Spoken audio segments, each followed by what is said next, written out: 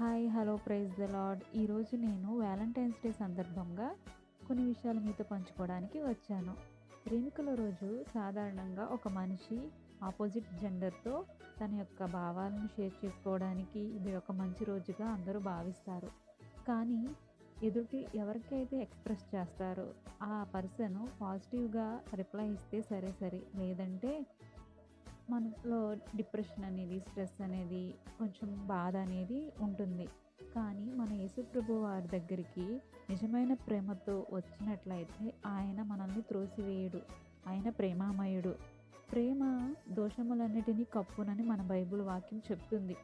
కాబట్టి నిజంగా ప్రేమించేవారు మన యొక్క ప్రేమను యాక్సెప్ట్ చేయడమే కాకుండా మనం చేసిన తప్పుల్ని కూడా కప్పిపుంచుతారు. అలాగే వాటిని క్షమిస్తారు కూడా. ఎక్కడైతే ప్రేమ ఉంటుందో అక్కడ క్షమాపణ ఉంటుంది. యేసు ప్రభువారు క్షమించే హృదయం కలగమని ప్రతి ఒక్కరికి చెప్పారు. అలాగే నిన్ను వలె నీ పొరుగువారిని ప్రేమించమని కూడా చెప్పారు. నిజమైన ప్రేమ ఎన్నడూ కూడా అబద్ధము చెప్పదు. నిజమైన ప్రేమ ఎప్పుడు కూడా మోసం చేయదు.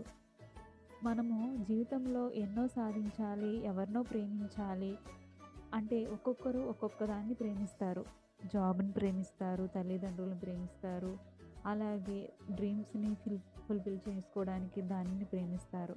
కానీ వాటినన్నిటిని పొందుకోవడానికి మన యేసుప్రభు వారు ఒక మార్గంగా కనిపిస్తారు. ప్రేమ ఎంతటి బాధనైనా సహిస్తుంది. ఎంతటి కష్టాన్నైనా భరిస్తుంది. కాబట్టి ఈరోజు మనము నిజమైన ప్రేమను వదిలిపెట్టి అబద్ధపు అంటే ఇహలోక ఆశల వైపు పరిగెట్టే ప్రేమకే పరిగెడుతున్నాం. అలా కాకుండా మన యేసయ్యకి ఈరోజు వ్యాలంటైన్స్ డే సందర్భంగా హ్యాపీ వ్యాలంటైన్స్ డే జీసస్ అని